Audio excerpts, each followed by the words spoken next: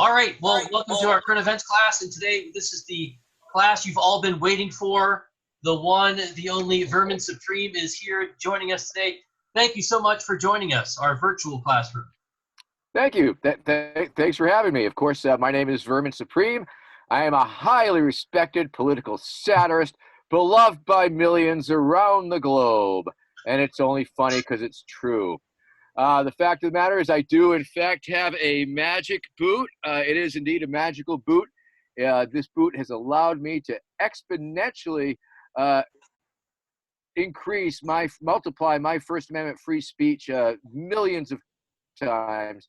Has allowed me to communicate with millions of people around the globe, with media from across the flat earth. Fact. Well, tell us a little bit about your campaign. If you're running as a libertarian, this isn't the first rodeo you've been in. Tell us a bit, why run for president? What's the message you're trying to get across? Well, that's a couple different points. The first, of course, is I'll go with is why do I run for president? The answer is because I can. Because the U.S. Constitution sets up a very low bar for who can and cannot run for president.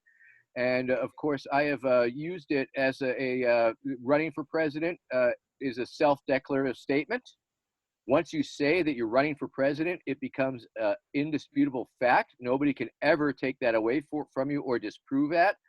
Even you may or may not register with the FEC or raise money or get votes, but just the mere fact that you say you're running for president, it becomes your reality.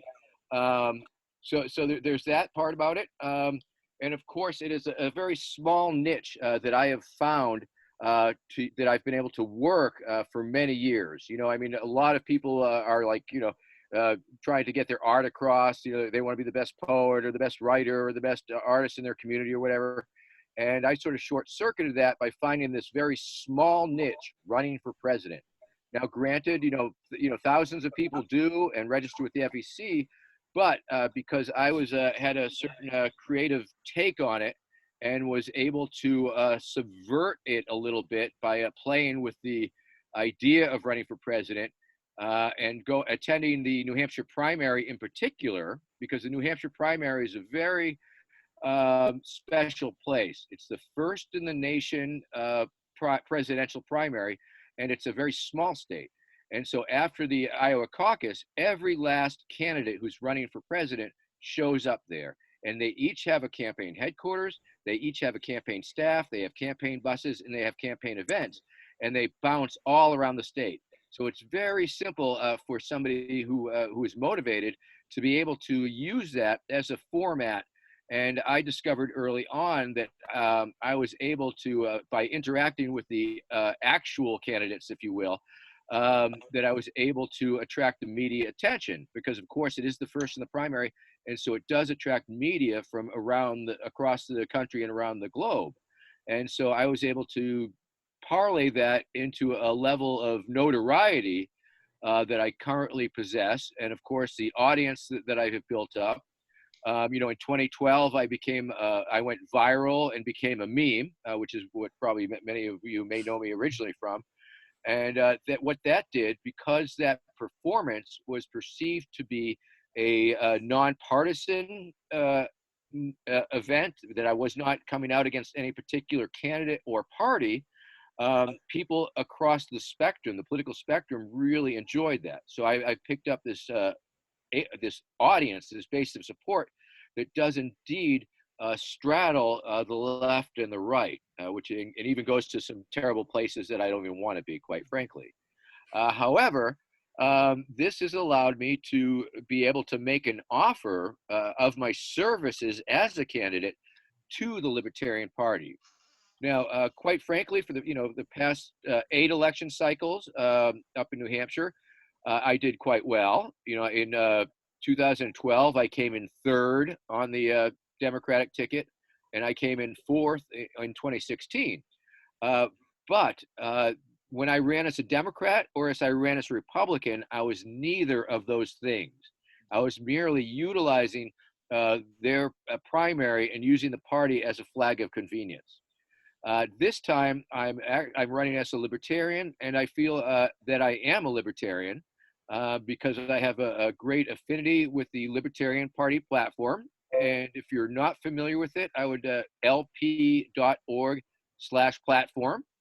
And because I originally come from sort of more of a left anarchist perspective, Kropotkin and Emma Golden of that stripe.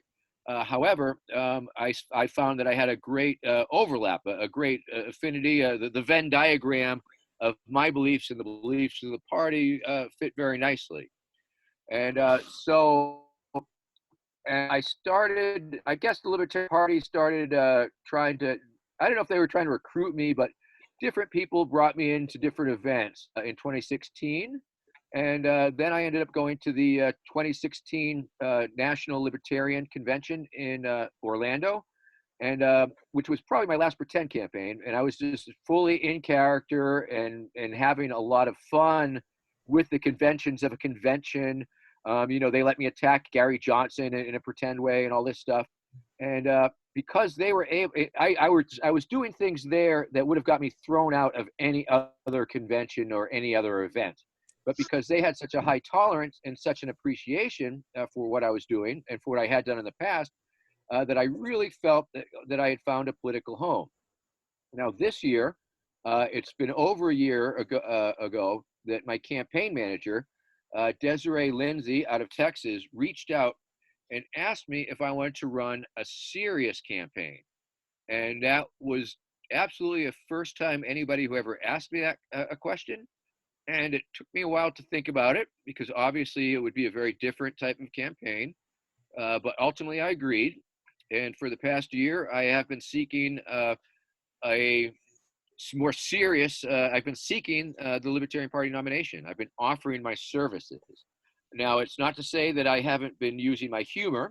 If you watch any of the debates, I tend to answer a question with a joke and then go into the platform.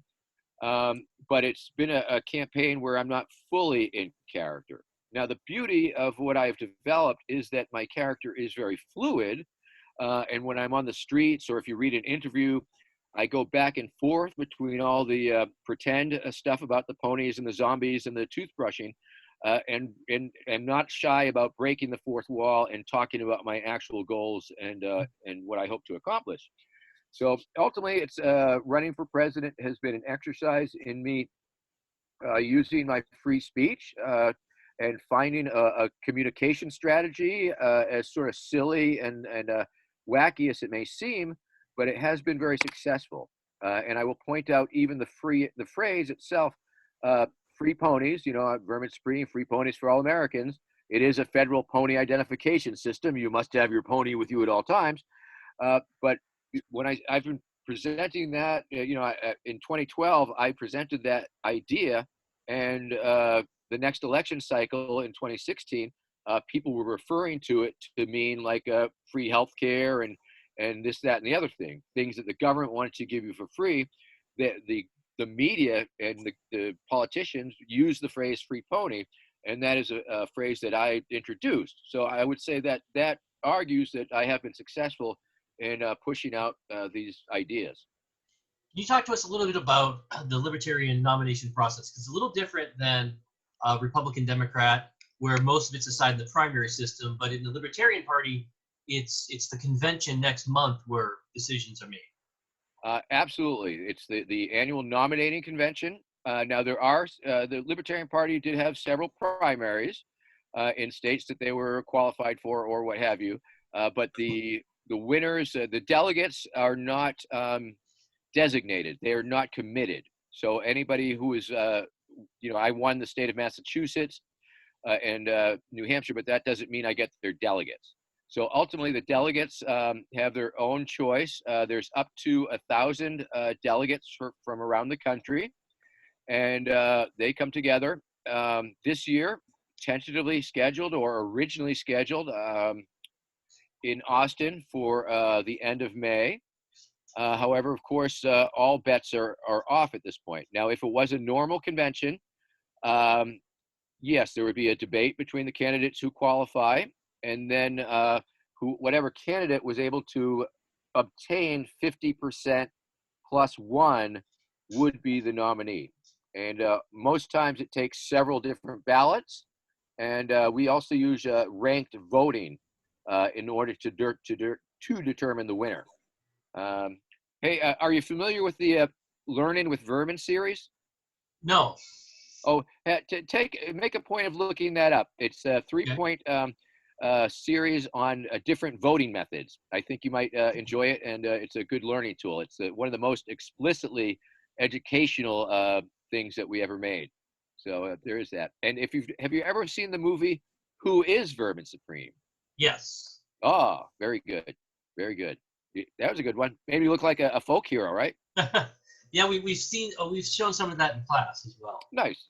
And so, yeah, ultimately, now if the convention is not allowed to happen because it may be postponed or it depends because of the bylaws, because the party runs on a certain set of bylaws, there are certain things that are allowed. Like, the bylaws do not allow us to have a virtual convention presently. The bylaws will force the Libertarian National Committee to make the choice of the candidate if a in-person meeting is not able to take place.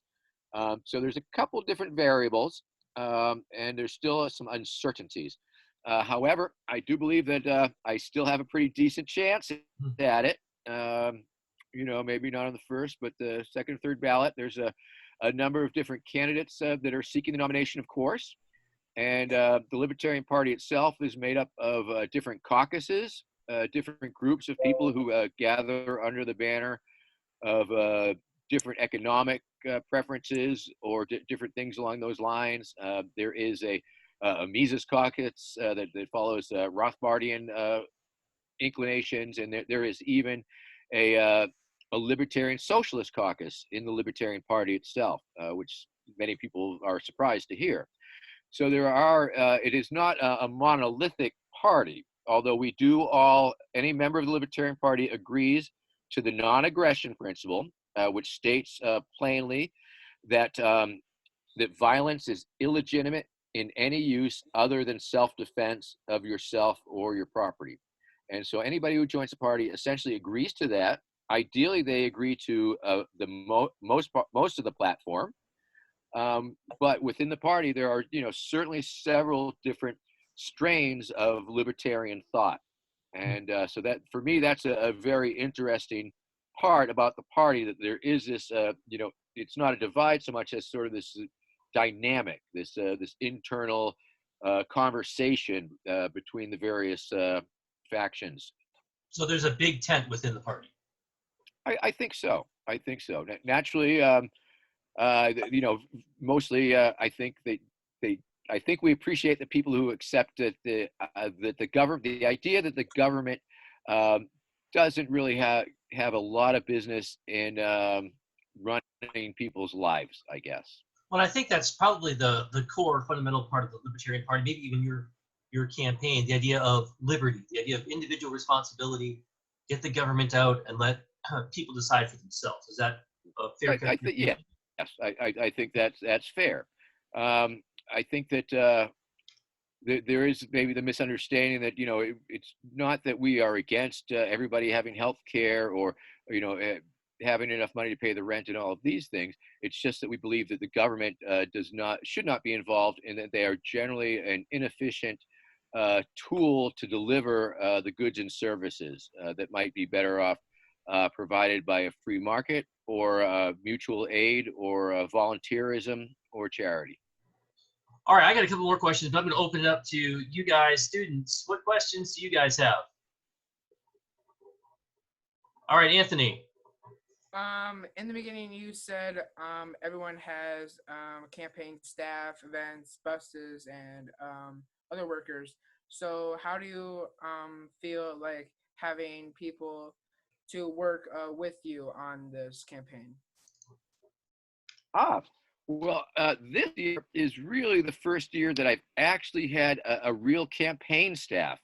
And it's a very interesting thing. And it's definitely put me in a place where I feel like I can be in less control of my campaign and my messaging even. If you go to my verminsupreme2020.com, you can read some pretty funny things about concentration camps and really wacky satirical things that I actually didn't write myself, and I'm allowing my campaign staff to make a lot of the choices about what media I should run with and the strategy that we're following. Because ultimately, in this particular instance, my campaign staff has a much better understanding of the dynamics in the Libertarian Party and sort of how things will play out. And so I sort of defer to them a lot of the decision making, because I believe that they are going to steer me the right direction. And that's, I can't say I really hired them because I'm not paying them, but the fact that they're all working and volunteering their time and doing so much work on my behalf, and have such a belief, I mean, that is totally weird, that I have actual people who really believe that what I'm doing is important enough to actually volunteer their time and put a lot of time and effort in on it.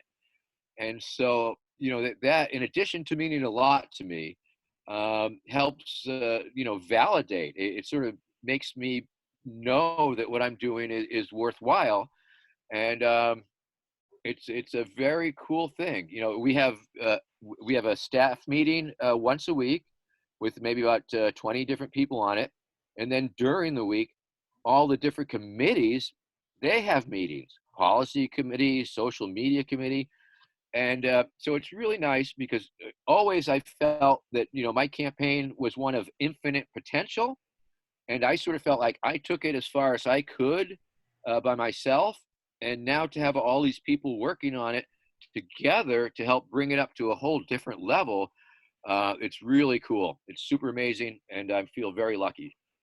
Thank you for asking. That was a great question. Oh, yes. And just one follow-up question. What did make you want to run for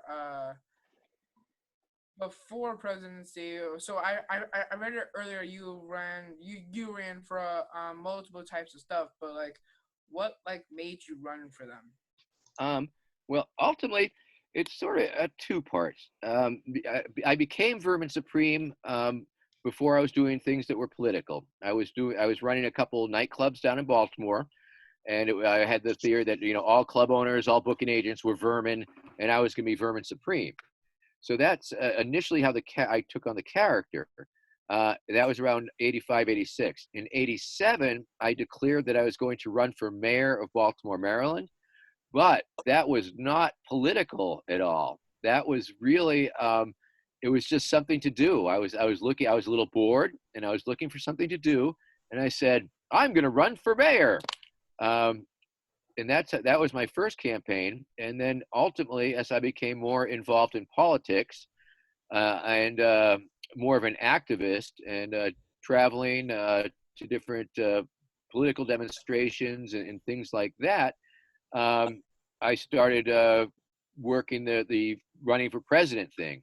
And I guess I've always been a little political, but I think that I was able to realize that I could use this running for president thing to really push my critique of the two-party system and the political system overall. Any other questions?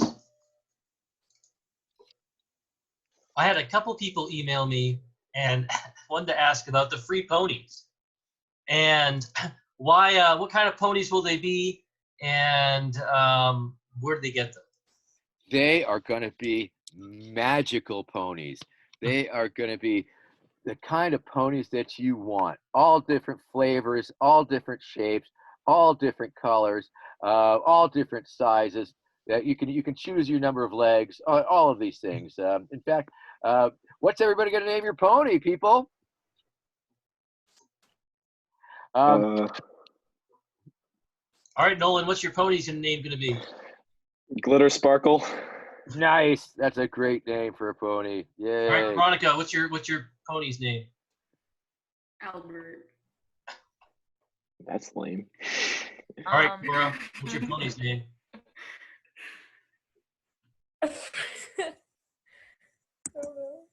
You gotta think harder about that one. Anthony, what's your pony's name? Anthony Jr. Anthony Jr. Yeah. AJ. And you said they're magical. So will it be able to give me $1 million? Your pony could be made out of money. In fact, your pony is money because it's a pony-based economy. So you'll be able to use your pony as money. And you'll be able to buy other ponies with it because it's money, and on and on and on. Thank you so much. Yeah, absolutely. I mean, because I need I more. think I mean, there's so many beautiful things about my campaign, but another one of the beautiful things is that it allows people to pretend. And because I'm putting forth this really amazing and magical place where secret dental police knock down your door and ponies come in and zombies give you power. And people like, that's the hook. That's what attracts people when I start talking about these things. And people like to play along with that, especially with the pony ones, because Well, you had a everybody lot of loves our ponies. students, you had them at your promise to take away all our guns and give us better ones.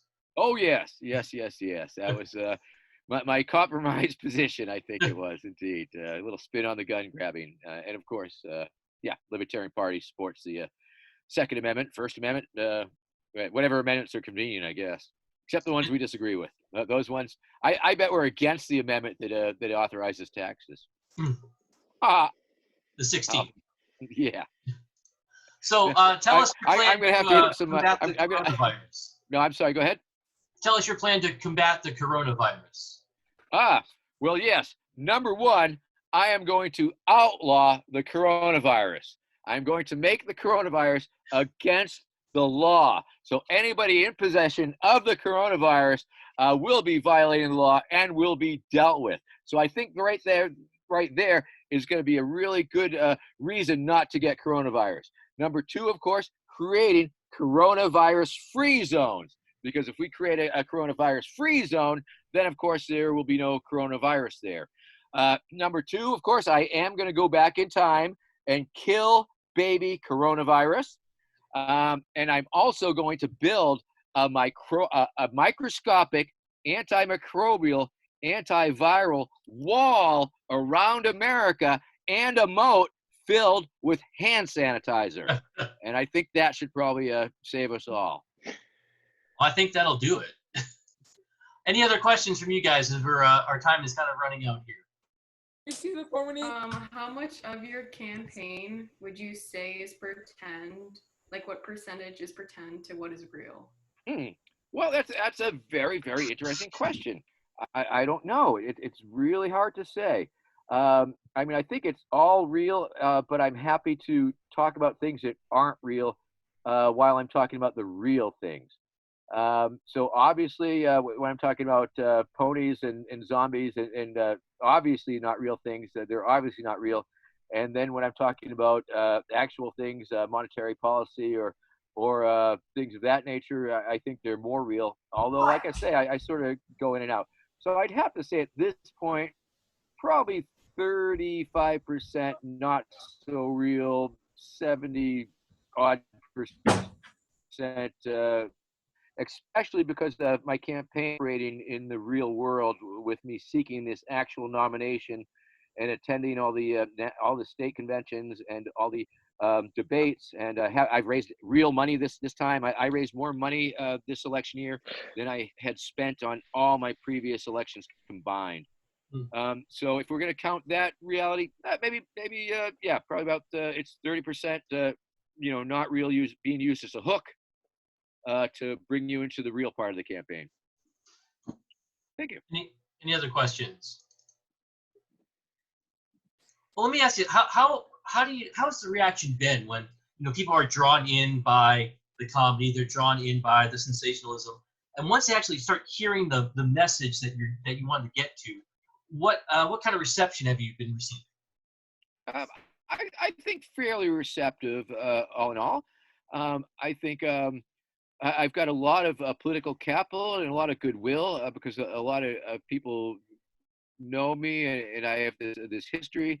And so I have found that, even people who disagree with me tend to give me a fair amount of leeway. And, even though there's even people within the Libertarian Party that think it's a terrible idea to have me on top of the ticket, they tend to like me personally and the other parts of my project. I was just on a podcast with a Yang Gang based audience, and felt a little awkward explaining that UBI is just not going to fly with the Libertarian Party. Although I did point out that in all the strains, there is of course the Georgist strain, and that might be compatible with such a thing. So, but I believe most people give me a lot of leeway. Of course, a lot of people don't, but that's the internet. That's people just trash talking or what have you. Tell us, we haven't mentioned Spike Cohen, your vice presidential candidate. Yes, Spike Cohen. Well, in the Libertarian Party, of course, as I had previously mentioned, there's a little bit of a spectrum left to right in the party. And I guess I represent a little bit more of the left spectrum, and Spike a little bit more of the right. He is an ANCAP, an anarcho-capitalist. But he is a compassionate anarcho-capitalist. He does not want to rip out your grandmother's feeding tube tomorrow. He's going to give you a few weeks on that, at least, transition. And so he is a podcaster out of South Carolina. He has his own show, and he's a very funny gentleman with a great sense of humor, who has a really solid knack of explaining liberty and libertarian positions, more so than me, I think, in a lot of ways. I mean, a lot of my messaging, I've had so much practice just sort of being the goofball, that sometimes when I'm trying to lay out the line, he just seems to have a much better grasp of it. So he's a great guy, and an interesting subnote is in the Libertarian Party, the president and the vice president are actually picked separately by the delegates. So so I could end up with somebody else as a vice president, or he could end up as somebody else's vice president, which I don't think was his desire or intention coming into it. But hey, so it goes. All right, we're running out of time here, and I want to say I have one more question. I hope we don't. All right, Nolan, you got a question? I'll get to you. Yeah. Do you sleep with the boot on your head? If you would like to imagine that in your mind, I will allow that. Okay. Thank you. Quick question. Yes. Can we see your pony? It's downstairs. Sorry, I'd have to go get it. It's out in the stable. All right. Well, I hope this class hasn't proved to be the kiss of death for you, because the last guy we had in here was Lincoln Chafee, and he didn't quite make it. So yes, the honorable Mr. Chafee, of course, yes. But thank you so much for your time, and we really appreciate you coming and talking to us. Well, thank you very much, and I appreciate the opportunity. And yes, definitely check out the Learning with Vermin episodes. They're educational, and they have a lot of puking involved, and the kids love puking. I know that. I was a kid once. And all right, so, Corey, yeah. let's see your hand up. All right, Corey, real quick. No. Yeah, Corey has a question. No, I didn't. Okay. Does Cal have a question? Is that what we're hearing? Yeah. Yeah, do you have a question? Cal, what do you have? No. All right. Oh, come on, Cal. Well, I got a question. Yeah. All right, Cal. Are you attracted to females? Yeah, I have been married to my wife for 30 years. So yes, and I still find females attractive. All right. Well, on that note, again, thanks for joining us, and guys, I hope you have learned some more than just the comedy, but getting to the actual message and seeing a person who's passionate about his beliefs and wants to contend for those out in the arena. So, Vermin, again, thanks for joining us. Thank you, and remember, kids, together we will ride our ponies into a zombie-powered future. Look for me on TikTok at The Real Vermin Supreme. I want to follow you. All right. I want to make sure that this is real. You should follow me back.